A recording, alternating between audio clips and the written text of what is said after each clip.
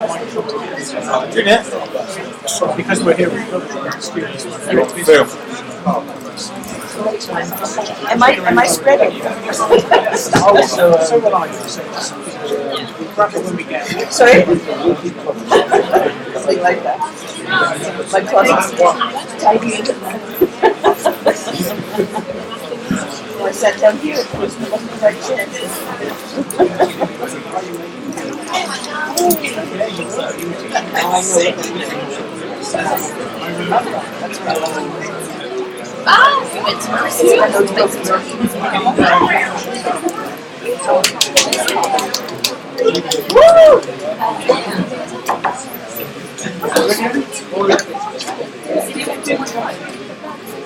Okay, I think we're ready to kick off our next presentation. For our next event, I'd like to introduce Ernest Adams. Ernest Adams is a game design consultant, and he's a big author on game development and game design. He's written a whole number of books on the subject, and he's one of the founder members of the International Game Developers Association, and he regularly lectures all over the world, I think, so you're everywhere. So it's a great privilege to have him here today. He was originally a lead designer at Bullfrog Games and was the audio-visual producer for Madden NFL product line from 1993 to 99. And he developed game platforms from the IBM 360 mainframe through to current present-day technologies, and was a big influence at Bullfrog Games, which developed Oculus. He's a member of the International Hobo Game Design and Narrative Consultancy, and he regularly speaks at the Amex Games Festival in Middlesbrough in the UK. So a big round of applause, please welcome Ernest Adams to the stage. You've been up since 5. Yes, I have been up since 5. I'm completely wrecked. I've been watching the American election results. Obama!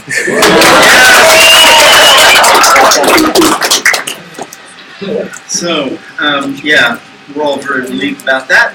But anyway, I'm delighted to be here. I'd like to thank the LCC for having me again. I was here a few years ago. I'd also like to say... It was the last election. Sorry? It was the last election as well. Right. Bienvenue à Londres to all of our visitors. About this talk, this is a long talk, and it is a bad talk in certain respects because it is full of text, and this is very bad PowerPoint style. And those of you who are graphic designers know this. But I first wrote this talk, the earliest version, for a group in Singapore, and I do give it all over the world to people who don't speak English very well, like the United States. So that's why there's so much text. So I'll try not to talk too fast, and you can also read what I'm saying, but I apologize for the low quality. So I was just asked to look at the future, and I'm going to address it from 3 perspectives. Technological advancement, which is the first and most obvious, demographic and market changes, and the aesthetic development of the medium as a whole in the future. So beginning with technological advancement, which of course, when you think about video games, this is what everybody thinks about first, most of the time. And I would like to show you, now do we have sound? Yeah, there should be sound. Right. I would like to show you, this is approximately the state of the art in video game animation.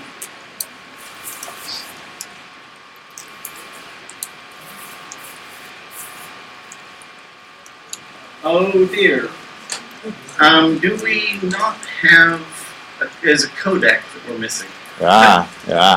So I'm afraid, because I didn't actually bring the the file itself. It's all embedded in the right. Okay. Well, I'm sorry, you can't see the state of the art. Sorry. Yeah. Well, in fact, it occurs to me this contains. It's my fault. It's not that you're lacking in Kodak. It's that I brought the PowerPoint and its links rather than embedded. That's why the PowerPoint is. This means that all of my movies will fail. Right. Well, I'm very sorry about that. If you would like to go to YouTube... We can go to YouTube if you like. Not sure if it's worth the trouble. Okay. If you go to YouTube and you look for gameplay video for Madden NFL, this is an American football game that I worked on at Electronic Arts for many years. And the nature of animation in sports games is really very sophisticated compared to other video games. Sports games are kind of the unwanted children of the video game industry. Everybody likes to think about elves and dwarves and knights and spaceships and blaster guns and Star Wars and all that kind of thing. And sports games are kind of, but they make a lot of money.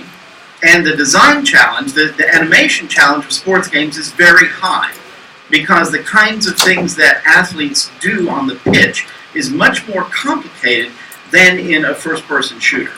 Particularly American football, which involves a lot of running around and grabbing people and slamming together and so forth. So, it's just a much more difficult thing to create animation for. And we're really pretty good at it most of the time, but we could be a lot better, and we're certainly not as good as pre-rendered video. So these are the current kind of technological animation challenges that we face. Right now we can do, perfectly photorealistic stuff that is indistinguishable from reality if we want to, until they move. And then when things start to move, you begin to get this kind of marionette effect, and things just don't look as good. The masses of objects are not properly modeled. So when somebody who's big and fat like me moves, their mass affects the way they walk. And so you can't use the same walk cycle for everybody like you used to be able to do if you want to have the correct modeling for the mass. And the interactions with other people and with the environment aren't really right.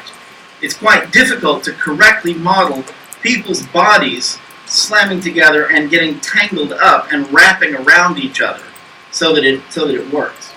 So we need some new techniques. We need something called inverse kinematics, which produces more realistic interactions with the environment, and I'll talk about this more in a moment, and true locomotion.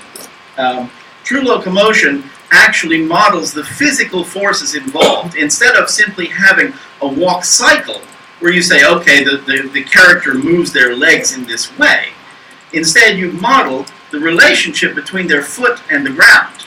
And you measure the friction, and the force, and so on, as they press on the ground and they walk along.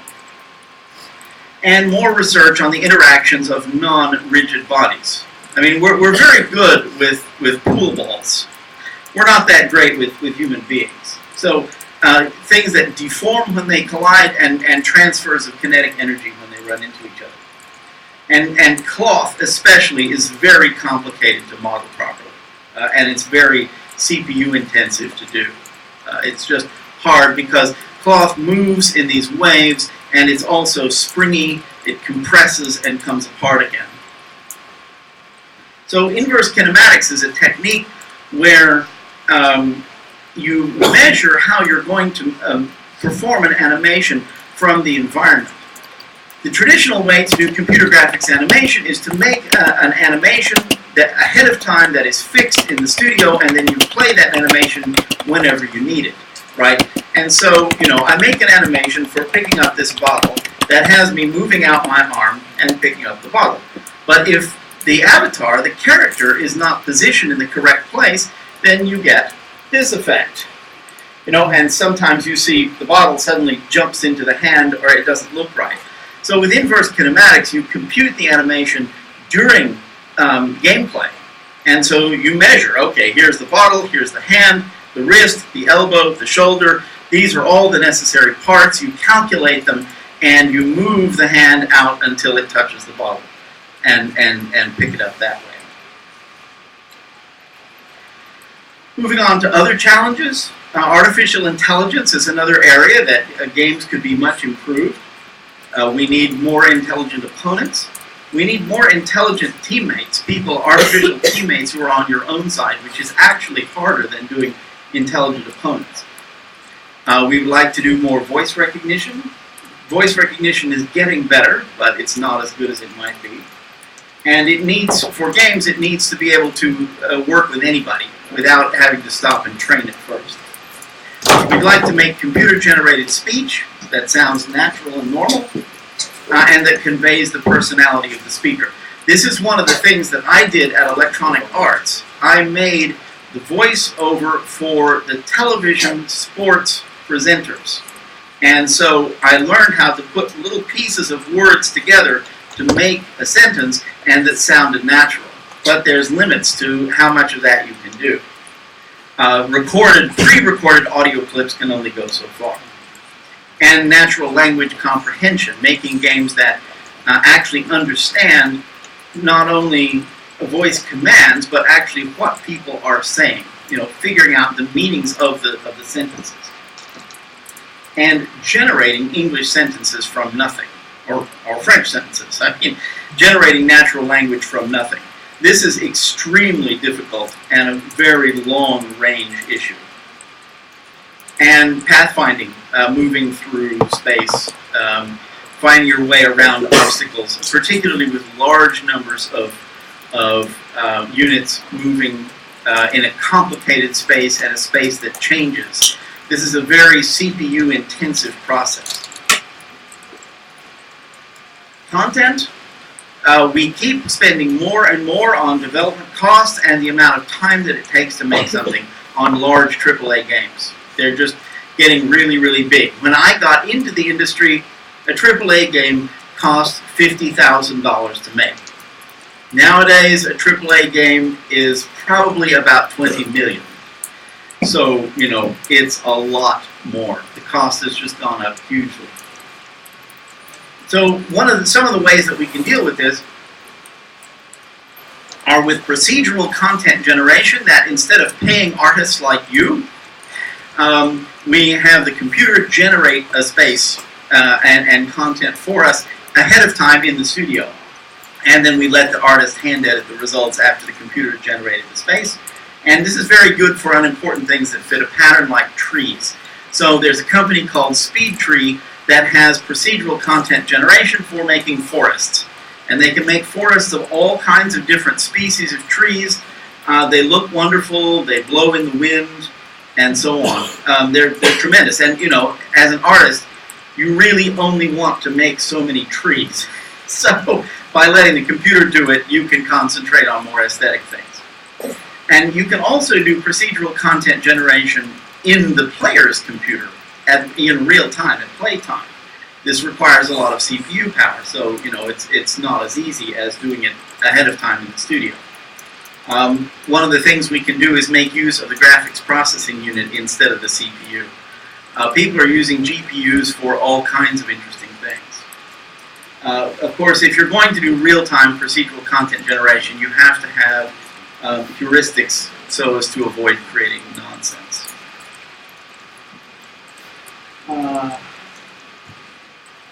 This is going to fail yet again, I'm assuming. Yeah. So this is a game that people were claiming, it's not strictly true, but that almost everything in it is procedurally generated. This is Spore from Maxis. And just about everything that you see on the screen has been created artificially by a computer.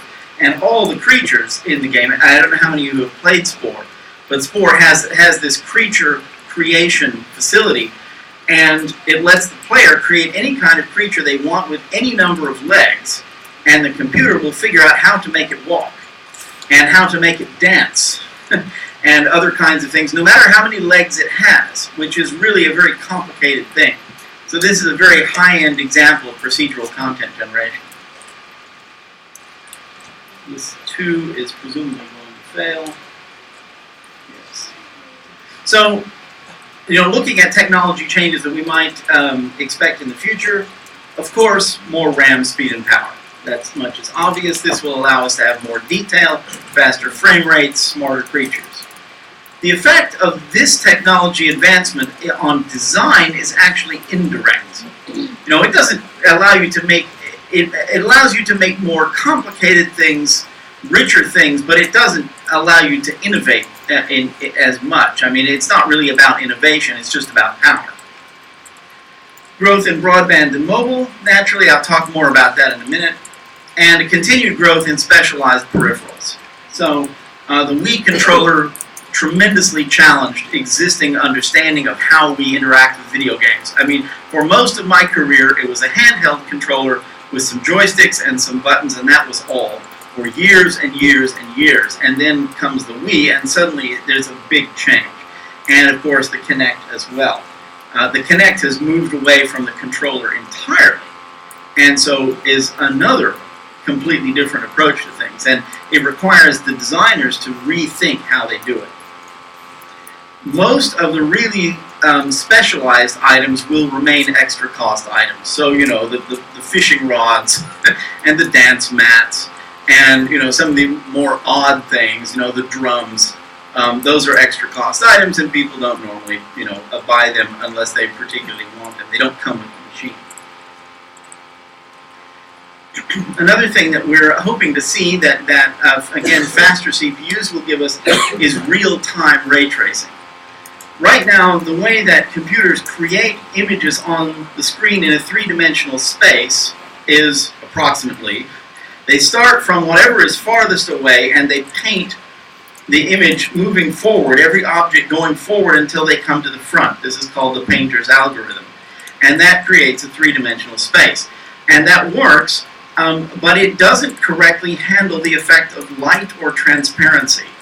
And in order to make transparent things look right and show how light works, you have to approach it in a different way and figure out, for every pixel, where did the light come from that illuminates that pixel, and trace it back through the scene to the light source. That's very, very slow and expensive. But it does enable you to create images like this, where you can see through the glass to the other glass and how the glass is distorting the light and changing the appearance of what is behind. You can have semi-transparent colored liquids that change the color of the light that's passing through and so on. So this is a ray-traced image. And this kind of thing today would normally require many minutes of CPU time to make this one image. In the future, we will be doing this with real-time ray tracing on the player's machine. But it's, images of this quality, that's probably still 10 years away. Artificial intelligence hardware. We already have graphics accelerators, of course. We might be looking at artificial intelligence accelerators. Neural nets or some other kind of massively parallel hardware that will improve the quality of computer vision. We're already, as I said, using the graphics processing units for a certain amount of parallel processing. Natural language processing chips. The thing is, we have this one CPU and it's very busy. Right now, the CPU is doing all the AI, and it's doing a certain amount of the graphics processing, and it's handling all the inputs, and it's playing the game, and so on, and that's too much work. So we just can't do that. So we might start to see more specialized hardware. There's a company that's called AIC that is already making a pathfinding chip. So you have this extra add-on daughter board, and the chip will probably in the future live on a graphics board. You download the map to it, you download all the units that are trying to move through the space, and for each one you tell it where you want it to go, and it returns to the CPU a path for each unit to move through the space. And it does this without interrupting the CPU. It does it by itself and gives the result back to the CPU. And that's very, very efficient. If you've ever played war games like StarCraft, you've probably noticed that most war games never have more than 100 or 200 units on the screen at a time. They just can't afford the power to compute the movement for all those units. And in the future, we would like to be able to do thousands or tens of thousands. And that's another video that's not going to work.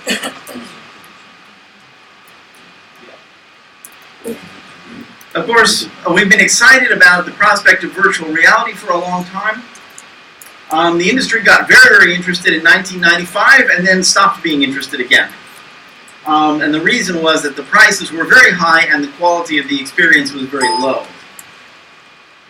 For one thing, a lot of games don't actually need stereo vision. You know, they're 3D games, but they don't really need depth perception that much. And another problem with virtual reality is that it's isolating. If you're wearing this thing across your face and headphones in your ears, you can't interact with other people in the room. And a lot of players really like to sit with other players in the same room, look at the screen, drink the beer, insult each other. This is the masculine approach. You know, eat chips and so on. And if you're all wrapped up in this technology, then you can't do that. So there will be virtual reality, but the quality of the experience has to be high enough. The frame rate has to be high, the resolution and the 3D audio and so on. And we have to make sure people don't throw up. Because with virtual reality gear, if the eye frame rate is not up to the speed of the player turning their head, then their ears are sending a message about how they've turned their head, and their eyes aren't showing it. And so the disconnect makes them sick. And, you know, that's a problem we've got to solve. And the equipment has to be cheap and lightweight and durable to be successful as a consumer product. And that was not the case for the early ones. You know, it was fragile and it was expensive. Augmented and mixed reality games are games that you play in a physical space, perhaps with a device that you have in your hand, and it adds to your experience of the game in a physical space. This gets a lot of press because it's new and fun and interesting, but it will never be as popular as the fully fictitious worlds like World of Warcraft. And the reason, you know, well, is that of course you can't control physical space as much. It's expensive, you know, the proof of this is if you compare the success of a shooter game versus the success of something like paintball. You know, paintball requires that you go to a place. It requires that you own a physical object and so on. It's fun, but it's, you know, just not as wildly popular as something like World of Warcraft. So that was the first section about technology. I now want to move on to the next part of the talk, which is about demographic and market changes that I expect to see in the future. And in particular, to begin with, moving on from other cultures. You know, I come from a time in the game industry when really we only cared about the United States and secondarily Western Europe. And then, of course, the Japanese had their own video game business, and the Japanese did not buy American games at all. And so they were kind of a separate thing. But now with global markets and global reach, things are starting to change, and we developers have to learn to think in new ways. So one thing is, it's true, is that people really want local forms of entertainment. You know, they will buy entertainment that is about foreign people, but they would really rather have something that is about their own culture. So, you know, India, they make Bollywood movies. They, you know, have their own movie industry for making movies that they like. The Japanese have this entire comic book industry and so on. And I think other countries are going to want games about themselves. So if the West wants to keep up, it had better learn to build games for other countries. Just looking at India, there's 1.2 billion people in India. That's a lot. That's 4 times as many as there are in the United States. But in that 1.2 billion people, there's only 800,000 PCs. That's very few PCs for that many people by Western standards. There's even fewer consoles. The Indians don't buy consoles because Indian parents think this is a complete waste of time and money, and you should be studying and so on. You know, a specialized entertainment device just for having fun is not what Indian parents are interested in. But there's 400 million mobile phones, right? There are, you know, 1 1/3 times as many mobile phones as there are Americans alive in India. So that's a huge number of phones. 90% of them are not gaming enabled yet. That's going to change. And I think, you know, in due course, we're going to see a huge amount of Indian people playing games on mobile phones. And whoever is on top of that is going to make a fortune. You know, just vast sums of money are available from all these people. I think another thing that affects us in the game industry is programming outsourcing. There's a lot of concern of those in America and in Western Europe that all the programming jobs are going to Eastern Europe or they're going to India. That will slow down as these other places become richer. And in fact, you know, it's getting less cheap now to rely on Eastern Europeans than it was 10 years ago, because the Eastern European economies are coming up and they're getting better and they're charging more. And that will be true in India also. And these places will start making games for their own home market as well. So looking at the kind of economic growth that we can expect from the second and third world, the second world is the former Soviet states and their clients. Right now, the problem with selling to them is that there are not enough people and there are too many countries. And it's really expensive to, you know, localize for all these different countries and so on. What have I done? The third world, India and China are absolutely the ones to watch. The nice thing about them is they have large centralized governments that can implement policies that are friendly to game development and to game sales. Working with a lot of small countries, as I said, is a pain. Bigger populations are simply going to buy more stuff. It's just a matter of numbers. And the other thing is that those people who are farther behind are going to advance very fast in percentage terms. So if you catch that wave at the beginning from somebody who's a long way behind, you know, you're going to make a bunch of money quickly. After the third world, after India and China, I think we're going to start seeing a lot more buying in the Islamic world, Southeast Asia, and then Africa. The fact is, video games are a luxury. And so who buys them depends on the availability of leisure time and leisure dollars. And the Islamic world has this advantage that it's mostly unilingual. So you can sell Arabic games all the way from Morocco to Iraq in Arabic. And of course, there are shifting demographics in Western markets too. You know, the Wii has turned out to be very popular with older people. And, you know, we have an aging player base. The long-standing tradition is that video gamers are 15-year-old boys. This is wrong. Completely wrong now. The average age player is 35 and rising. That means that half of all video gamers are older than that. And older players want different kinds of experiences. You know, I'm not as fast as I used to be. I need reading glasses. I'm getting arthritis. You know, I need slower games that are more about brain work and so on. The youth market continues to fracture up into smaller and smaller groups. You know, it used to be that there was children and there was adults. That was, I don't know, 50 years ago, right?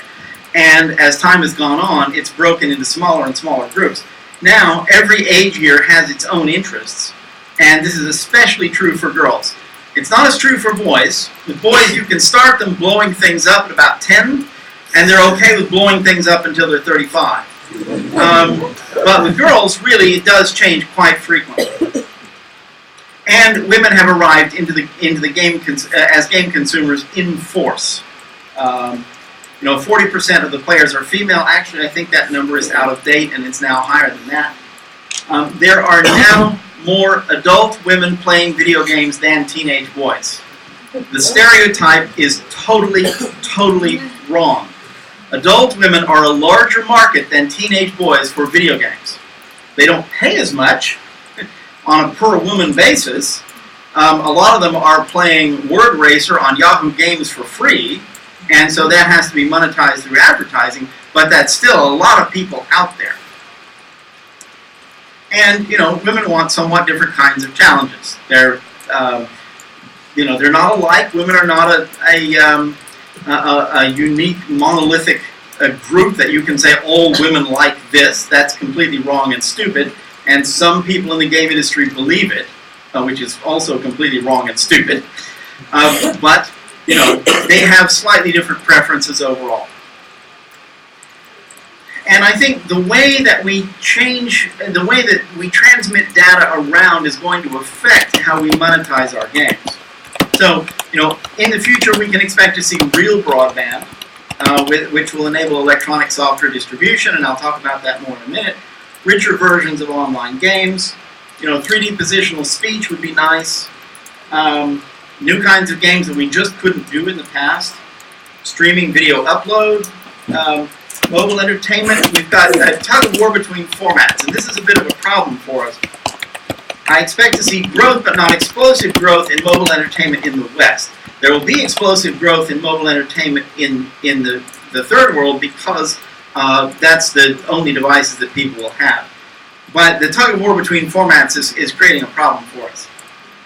So electronic software distribution, this is a really, really stupid way to transfer bits around. Right?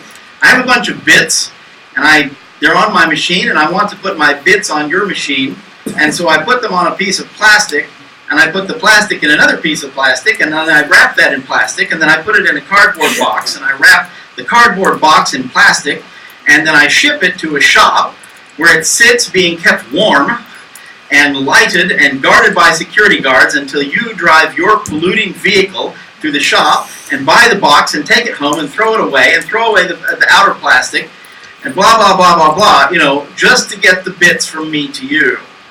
No. So, it's polluting. So electronic software distribution is absolutely the way of the future, but there are still certain problems. It's still slower in some respects than driving to the shop and buying the DVD.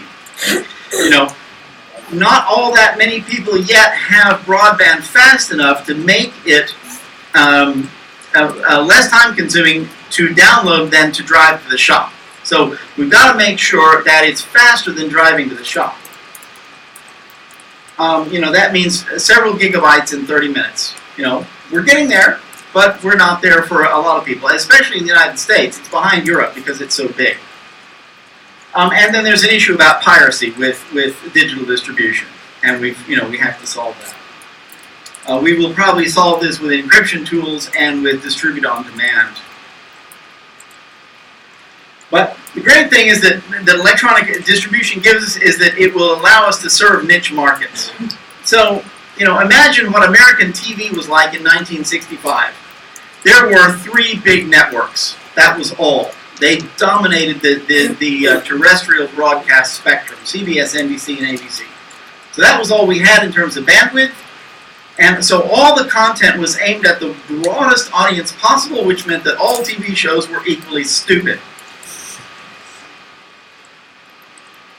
So, if you went to the head of CBS and you said, I want to make an animal documentary, they would say, yeah, maybe, one in a year, maybe. If you said, no, I want a TV channel that is completely devoted to animal documentaries, they would call the police.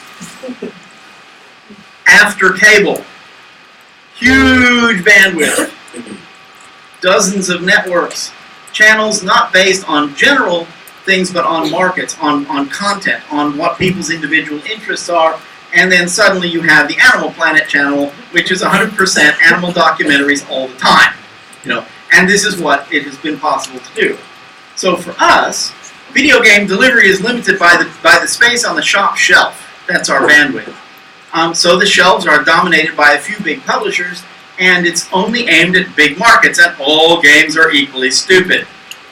Well, so if you want to study the American Civil War, play a game about the American Civil War, there's maybe 2 games total about this. Deliver them within the internet, shelf space is infinite. You only need 1 copy of anything. You just transfer it to people. Anybody can set up a website and sell their game, and you don't have to guess how many copies to manufacture. That's huge.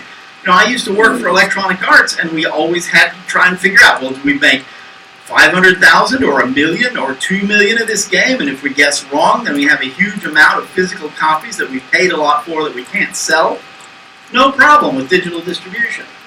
And small developers can serve small markets. It's great. But it's not perfect. One unanswered question is the retail shopping experience important? Do people like to physically go places and buy games in person? Do the retailers actually add some value?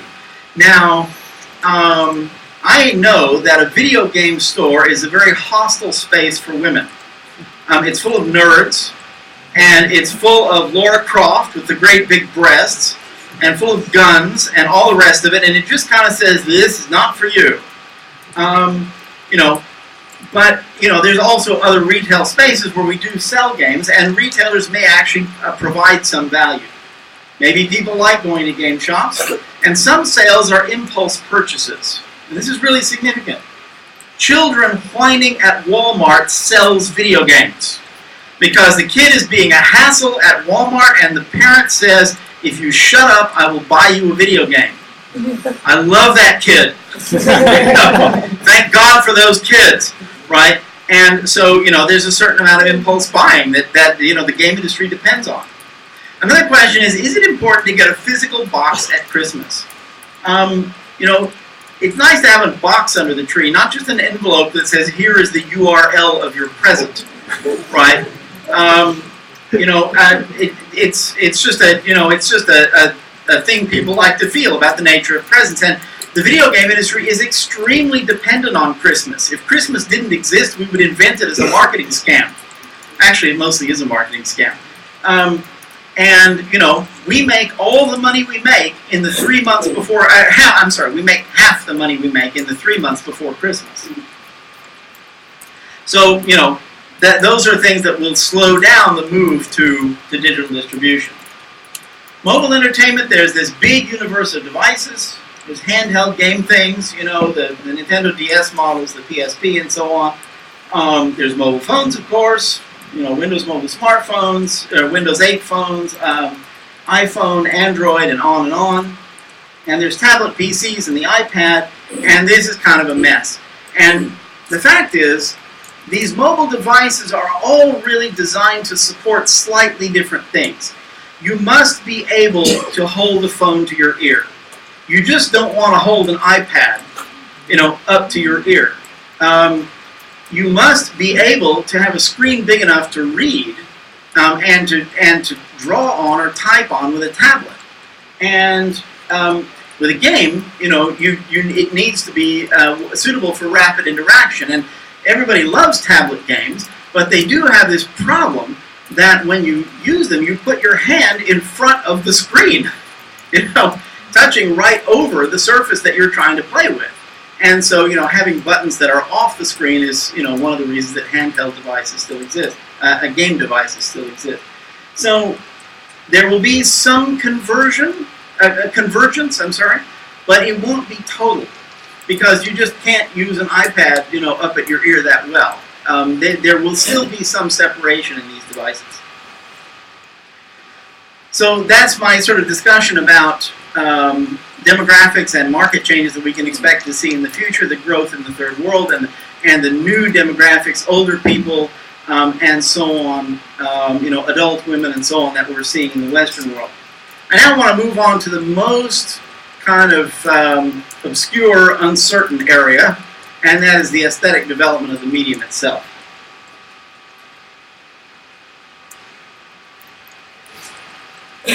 So for a long time, the game industry was driven by improving graphics. And we were always bragging about our improved graphical realism and doesn't it look better than it did 2 years ago and so on. That's not enough. The rate of graphical improvement is slowing down as we are approaching a point where you can't tell the difference between reality and the game. So, as I said, we still got a lot of work to do in animation, but with still image generation, we're already there and so on. So it's slowing down, and it's no longer the primary selling point. We used to just be able to take the same game and give it better graphics and say, buy it because it looks better. You can't do that anymore. So we need to find new ways of attracting the customer. We need visual design innovations so that, things look distinctly different, non-photorealism, new art styles. We need game design innovations. One of the things I like to say is that Impressionism changed what painting was for. The Impressionism completely exploded our understanding of what painting was about. And of course, the very first Impressionist show, the Salon des Réfugiés, was held because the French Academy would not allow those paintings to be shown because they were so shocking. Well, who are the video gamers' impressionists? Where are our impressionists? What are we doing that is so shocking and different that it is the equivalent to that? We don't yet know. New kinds of games, new ways to play.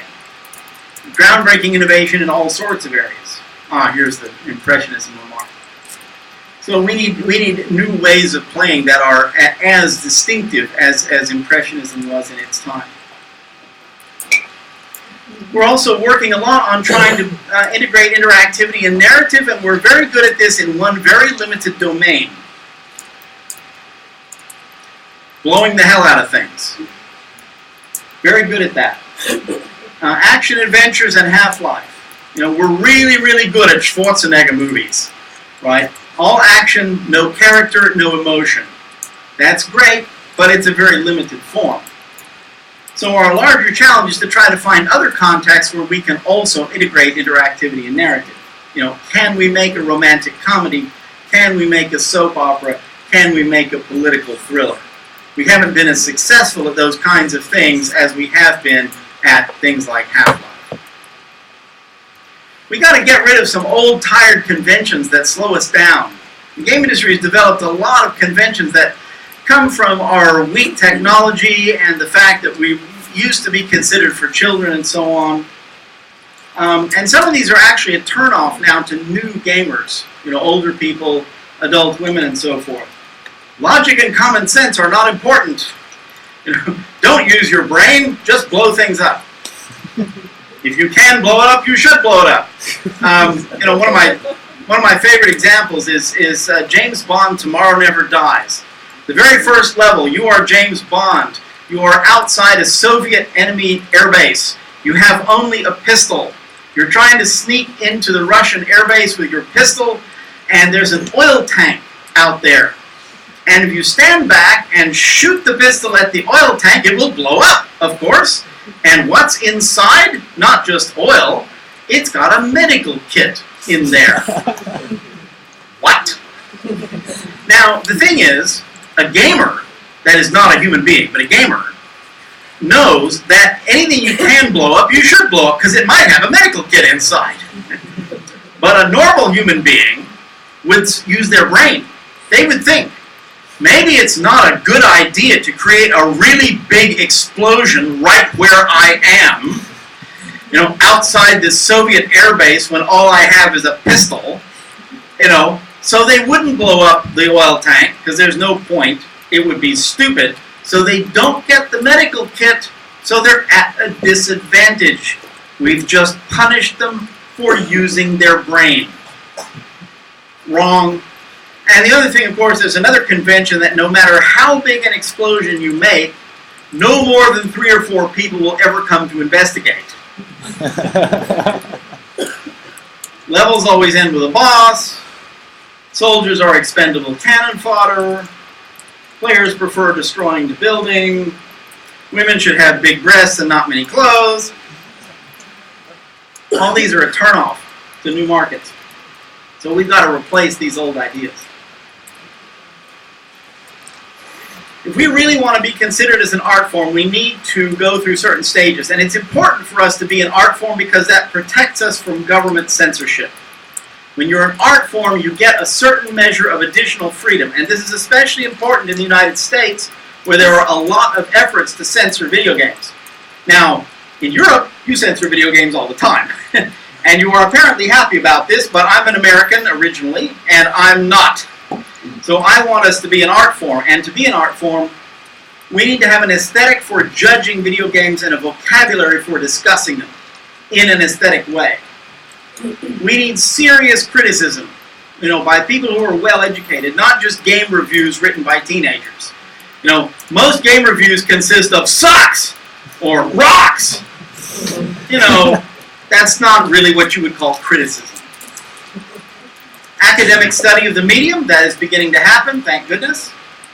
Highly publicized and well-respected awards. You know, when you can say, this is the best that we have, everybody look.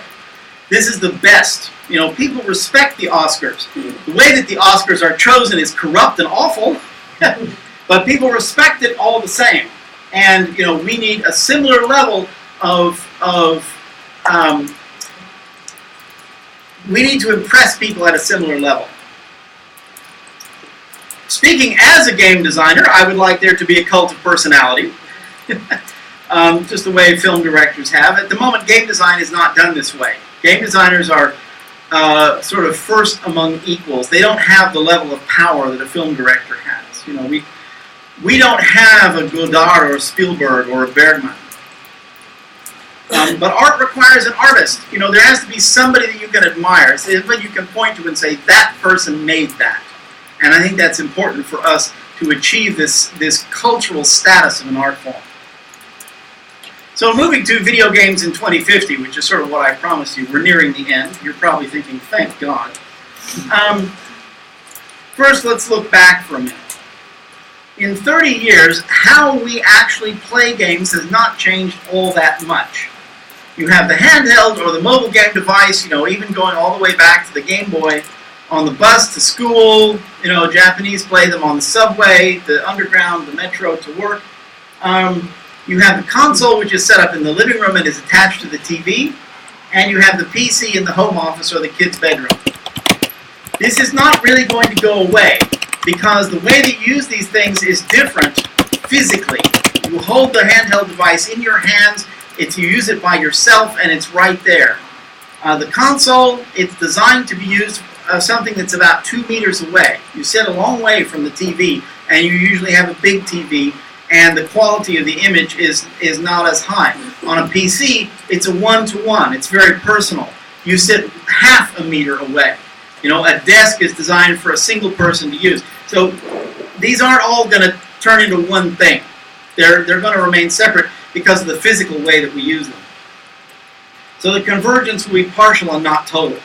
A computer monitor is a more expensive device than a TV, and it just always will be. Handhelds can never contain the best hardware. No matter how great the hardware gets, the handheld will never be as good as the PC because it has to be smaller and lighter and use less power.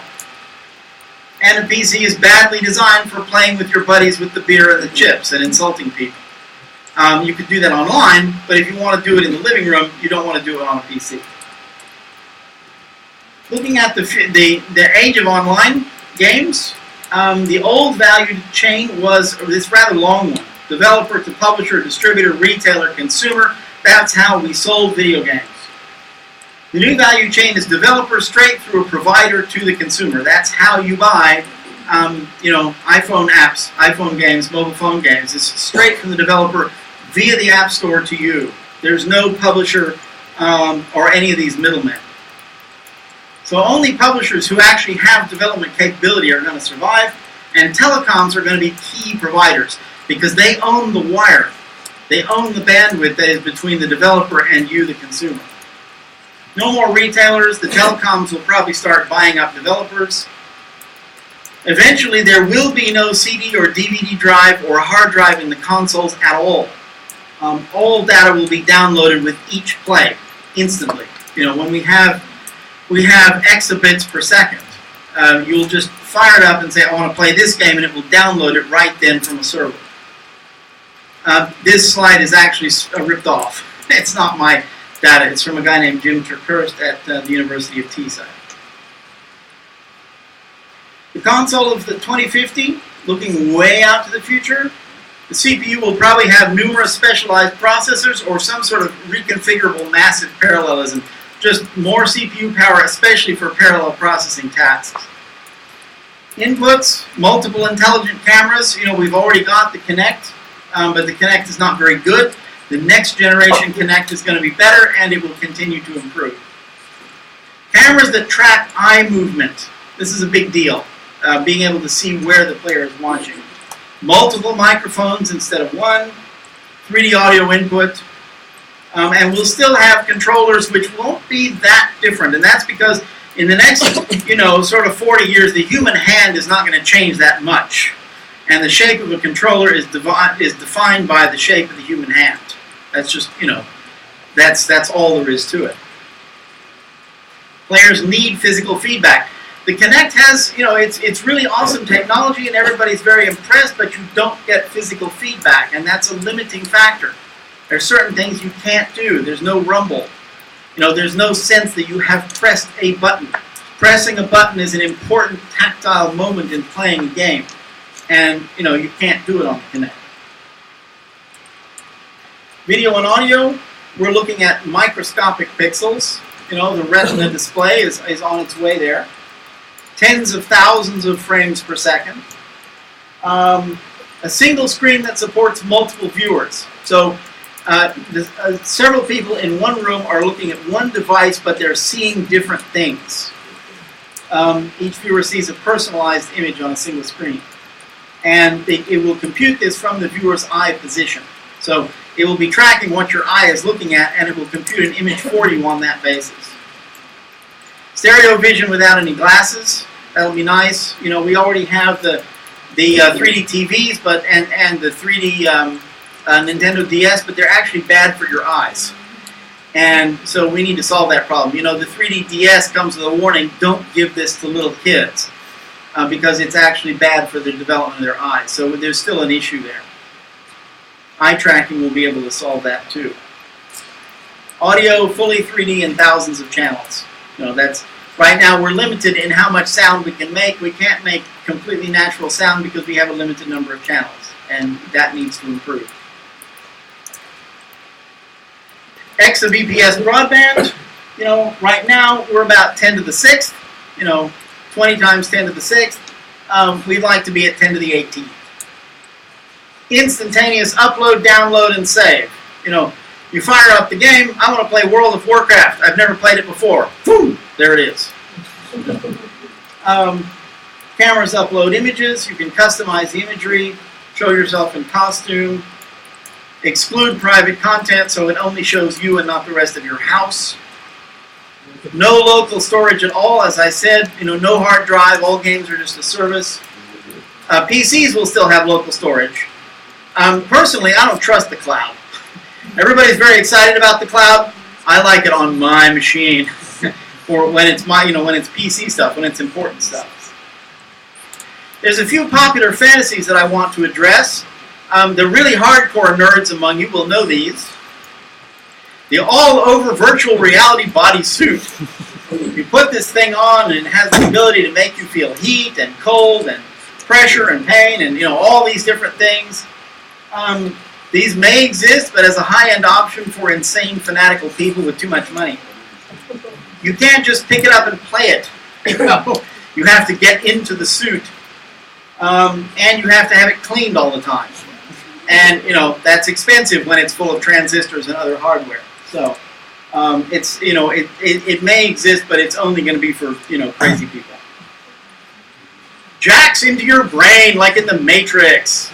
Oh, that would be so awesome to have a jack in your brain. Only nerds think this is a good idea. If you went out onto the streets of London and you had a clipboard and a microphone and you asked people, "Excuse me, sir, I would like you to know if you would like to have a jack in your brain." The video games will be really awesome, I promise. They will call the police. And also, this is not going to happen in 50 years. Biology is harder than electronics. Also, frankly, jacks, come on, wireless, please. The Matrix is so 20th century. Artificial people, very likely we will have artificial people, good enough to be in a game. They won't be terribly sophisticated. They will not be able to discuss Newton's laws of physics or Derrida. Real people aren't all that bright anyway. I think if we gave the Turing test to a lot of people, it would disqualify them. So, we can have artificial people that are good enough for video games as long as we don't push them too hard. The games of 2050, well, we're still going to have driving and shooting and war and puzzles. That's not going to change. Now, there may be other kinds, but that kind of bedrock activity is going to stay. We will add other kinds of interactions to those, romance and politics. We'll start having automatic difficulty adjustment and handicapping so that the game detects whether you're good or not and it adjusts itself for you. That's harder to do than you think. I could do a whole other lecture on it. I won't. New kinds of non-challenge based entertainment. You know, most games are about trying to jump through hoops that the game designer has set up for you. You have to do what they say if you want to see the next part of the game. What if you just want to look around, have some fun? What if you want the video game equivalent of Club Med? You know, go skydiving, go jet skiing, you know, screw people you shouldn't. You know, we can do that. Virtual tourism. Second Life is kind of the beginning. We can do a lot more than Second Life. Games will be a natural and normal part of all education. You know, in the next 40 years, we're going to see games going into education and staying there, just as books went into education and stayed there once we had the printing press. All the world and all ages will play.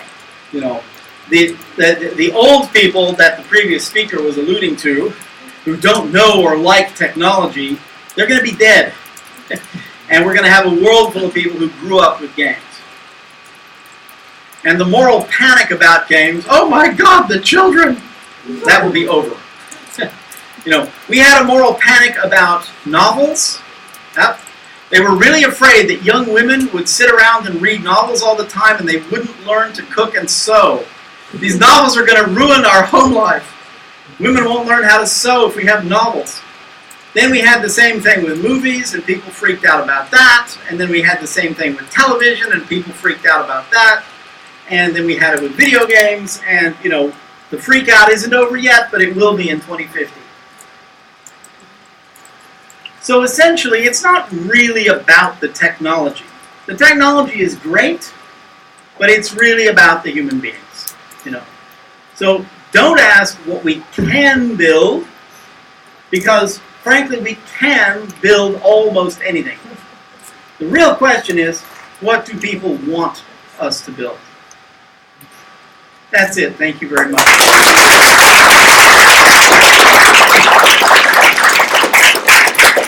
And I'm very sorry about the movies. I just didn't think. I'm used to doing this from my own laptop. Any questions? Yes?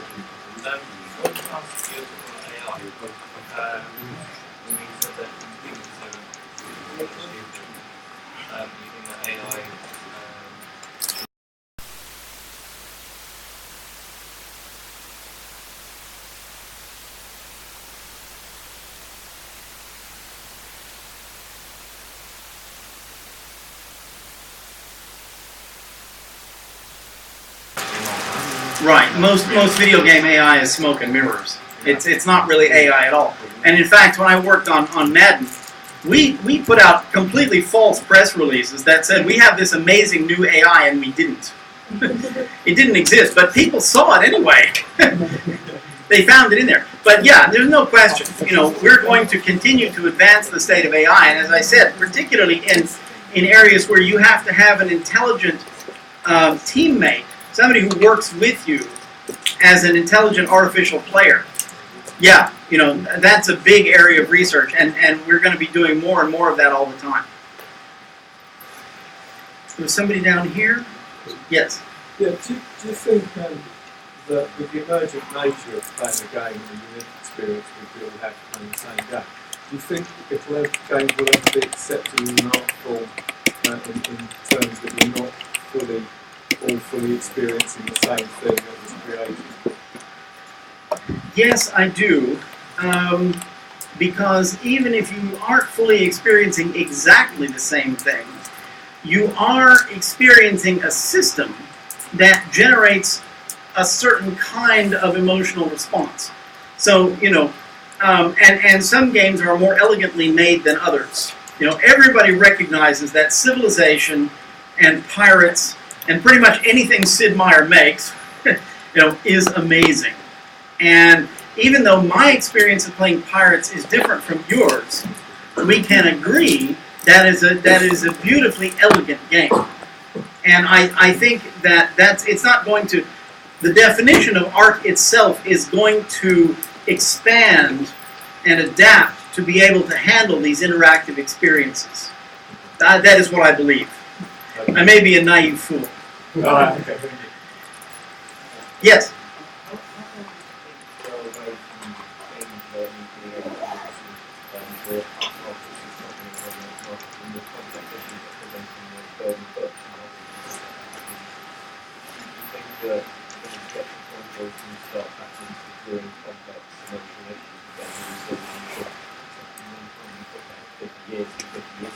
Yes, yes. So the question is, will we start addressing more complex emotional issues that film and books do, but that we don't yet? And when do I think that's going to happen? Really, what's holding us back is a technology and the way to model these things. Video games are very, very good at two things: physics and economics. So we can make games that involve economic systems like SimCity or The Sims, where each person is a kind of an individual little economy of their own, and model those and simulate them, very well. And we can do the same thing with car racing and shooting and sports and so on, all of which are physics simulations. Modeling human relationships is a great deal harder. They're much fuzzier, they're much more unpredictable, they're more chaotic, and so forth. So we need to devise technology that models those in a credible way. And, they're just much richer and more difficult systems. And we will do it, but, we haven't done it yet, and it's going to be a slow process. When I'm doing the games before, the question about the future really seems to come up. And a lot of people, particularly in the near future, they're talking about open console and open devices. Do you agree, or if not, why do you think we have to I love open standards. Rock the Android, Yahoo sucks to iPhone. I love open standards, and that's why the PC was so awesome when it first came out, because, IBM invented this thing. They instantly captured 40% of the market, just like that. But they made it an open standard, and anybody can make a PC, and now it's absolutely the dominant kind of device around. And IBM is not hurting. People don't buy their PCs much anymore, but they buy their servers and so on. So open standards are absolutely great, and I see them as helping the development of the medium. The closed standards of Nintendo and Sega back when they made hardware and so on were all devised to try and keep a control over the value chain. So that the hardware manufacturer would get this money. But if you're prepared to let go of that, then many more things are possible. So I'm very enthusiastic about it. with movement server processors and data storage play, how do you think that affects the levels of ownership of games? For example, if I watch Sky and I don't own that console I'm watching, how do you think that translates to the in the future? The concept of ownership is a tough one, and frankly, I'm kind of sorry to say it, but I'm afraid that ship has sailed. You don't own any software that you use. It's all licensed. I mean, the very earliest games consisted of basic listings printed in magazines, and you could type them in and then it was yours, right?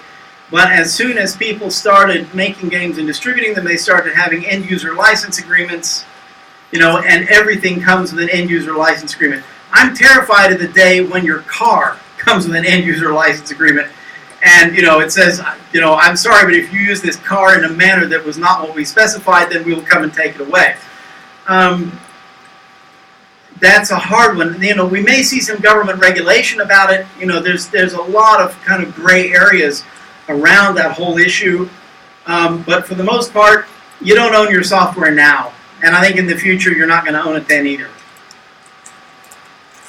If I could ask a question. Yeah. What do you think is the future of the console? Is there going to be a dedicated games machine, or is it going to be much more integrated? Integrated with what? Into your TV set or into... Right.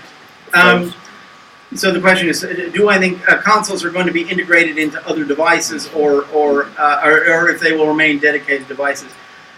For the time being, I think the consoles will remain dedicated devices. I've already explained why I don't think they will merge with the PC, because it's about where you physically have it in your house.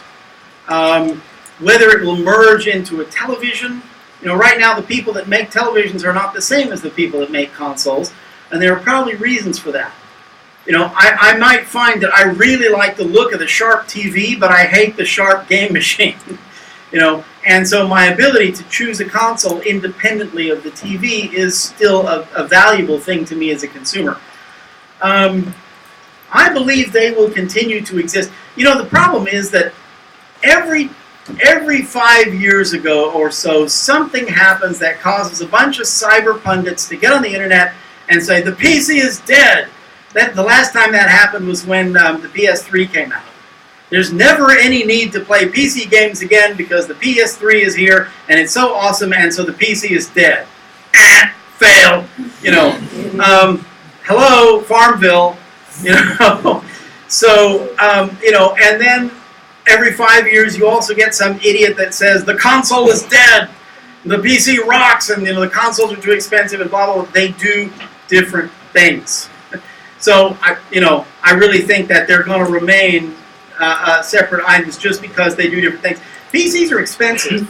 A really high-end gaming PC is going to cost you £3,000. You cannot make a console that costs £3,000. You just can't. They have to cost £300. And so they are necessarily in a different price range, and so on and so on and so on. Okay. Last questions? Anybody else? Anybody with 2X chromosomes? How far away from as in, actually interacting with a physical object? Well, sorry. Holograms. Holograms. Yeah, Well, holograms aren't physical; they're just light. Yeah, but how far away? So you're talking about essentially 3D projection into the room. Yeah. That's tough because most of those efforts. I mean, I know it looked really cool in Star Wars. I guess that's the end. That's what everybody really wants at the end of the day, isn't it? Well, it might be. I mean, it seems like it's really cool. The fact is that light has to have something to bounce off of. And I think what's much more likely to happen is that instead of having, a projector in the middle of the room that somehow magically creates an image in air with nothing to bounce off of, like the scene in Star Wars, what is more likely to happen is that we will have projectors into your eye that are unique to you. And so, there will be a device that, is a screen or some other kind of projection device that knows exactly where your eyes are, and it's generating an image for each eye separately that you cannot distinguish from reality. How far away is that? Eye tracking is getting better, but right now I would still say 15 to 20 years. Just rough guess. In terms of the art form of computer games, with stuff like interactive art installations at the moment, people using the Xbox Connect quite a lot to do that. Awesome. You see sort of companies like Xbox and PlayStation and that are really endorsing and sort of putting money into these kind of projects, or is that going to be something that stays No. separate? Technology companies have no respect for art. I mean, they'll endorse it, sure. They'll be happy to say we're very happy that our our device is being used. They might make it easier for artists to use, to turn the Xbox into a paintbrush for artists. And they may, in fact, endorse things like art shows or art museums, but they won't pay individual artists. That's my feeling, because nobody ever pays individual artists. I mean, the artists need a patron, and I don't think that the hardware companies are those kinds of patrons. A lot of big figures in the industry think free to play think free to play will be the future, maybe in a different form than microtransactions, maybe a bit harder in different ways. Have you seen Zynga's stock price lately? Yeah, but I mean, they focus on microtransactions, maybe free to play would be applied in a different way. Yeah, yeah. Like they do in Team Fortress where you only pay for cosmetics. Right. You know, right now it is a complete free-for-all in our different forms of monetization, and I'm reluctant to predict that any one of them is likely to become the one. You know, I mean, advertising supported versus, you know, microtransactions and so on and so forth. I do know that when Dungeons and Dragons Online went free-to-play, and you only paid them if you wanted to, they made 5 times as much money as when they charged. You know, which is pretty bloody amazing. Here, this is free. Pay us if you feel like it. Suddenly you get 5 times as much money. So, you know, but how's that going to shake out? To be honest, I couldn't say. You know, it's going to depend on the quality of the entertainment experience provided, and that's why Zynga's stock price is plummeting, is because they have exploited their users too badly. They're delivering low-quality cookie-cutter games. I don't know how you say cookie-cutter in French. But, you know, and so it's just not, it doesn't justify the expense. But to be honest, I'm reluctant to predict that. Okay, so thank you very much, Ernest. Oh, one more. Do you see the players getting past the point where at the moment you can customize your player, so you've got a selection of outfits you can put? Do you ever see it get to a point where the player will decide what the character actually looks like by designing a character? Oh, absolutely. I mean, you can get, you know, you can spend a lot of time on that already in MMOGs like The Lord of the Rings Online. You know, you can decide how tall you are and your skin color and the shape of your nose and all this kind of stuff. There's a limit to how much time players want to spend on that. You know, men are generally more happy to grab the default avatar and go, and women spend a staggering amount of time adjusting their characters because they have a different kind of personal relationship with the character.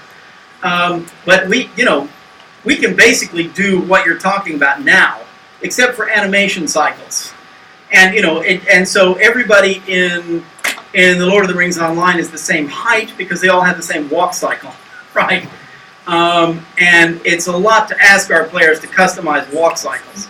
But as we've seen in Spore, we might be able to procedurally generate animation based on what the player created.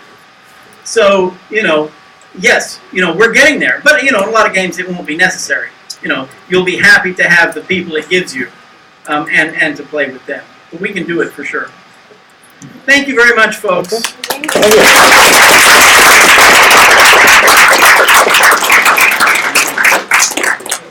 Okay, so